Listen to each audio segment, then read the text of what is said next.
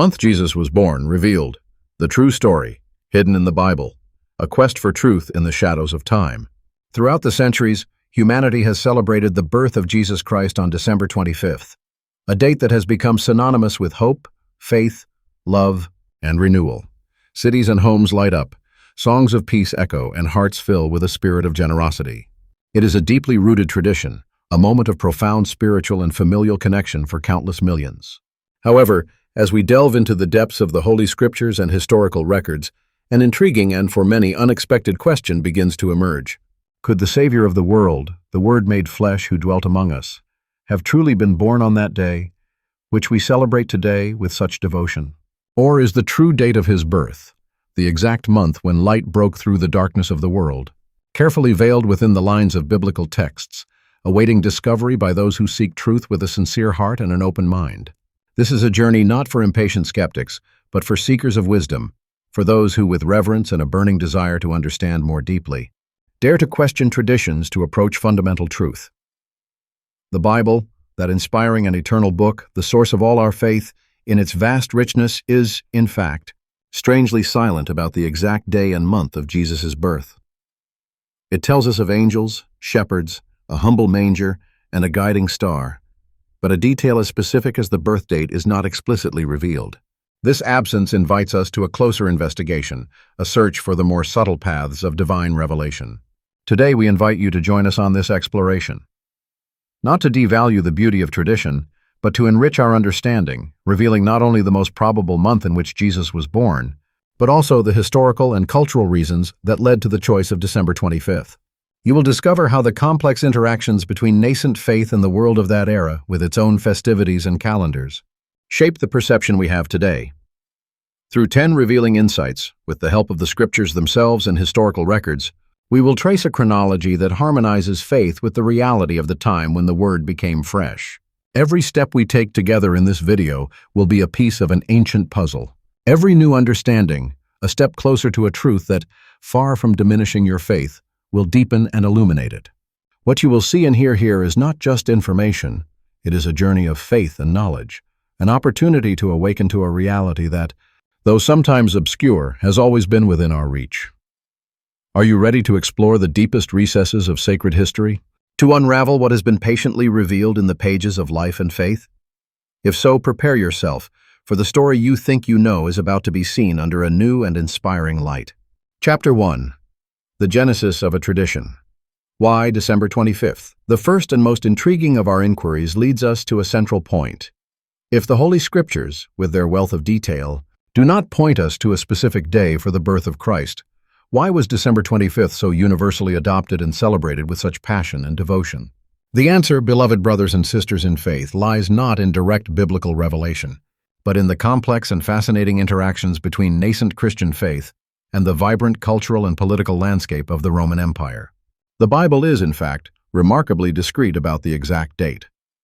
It offers us the pillars of the narrative, the angels, the manger, the star, the visit of the shepherds and the magi, but not a specific day on the calendar.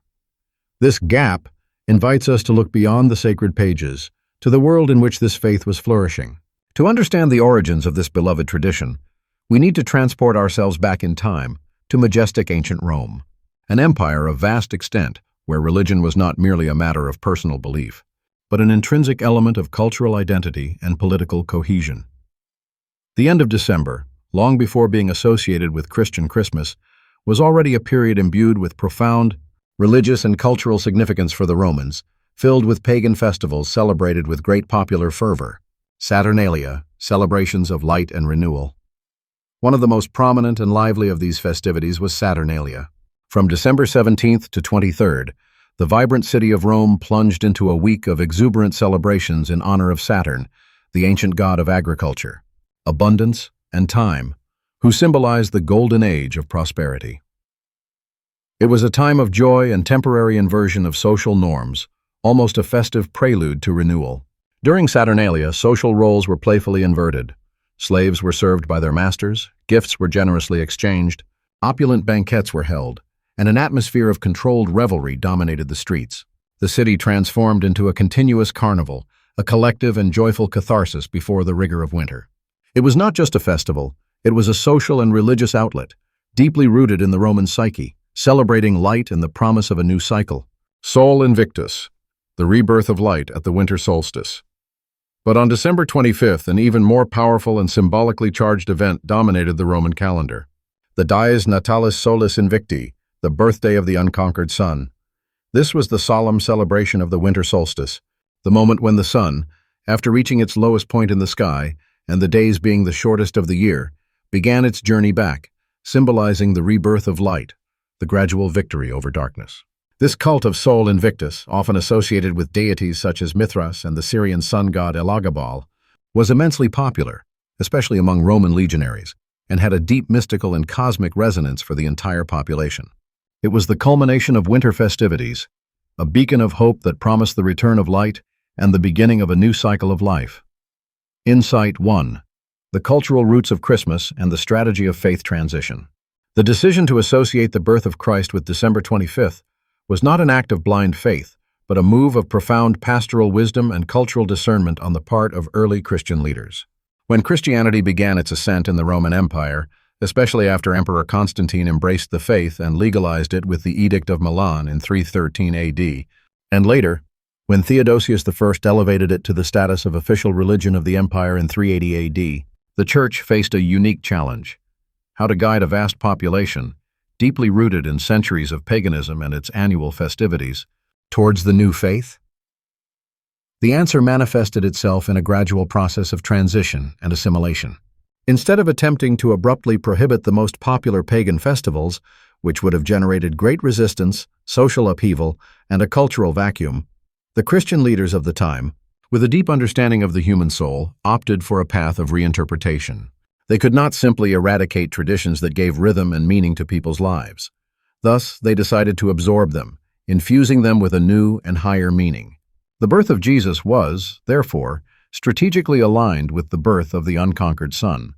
There was no direct biblical basis for this date, but there was a profound theological and pastoral opportunity. The radiance of Christ, the Sun of Righteousness, the dayspring from on high, as called in the Scriptures, naturally and symbolically replaced the radiance of the pagan sun.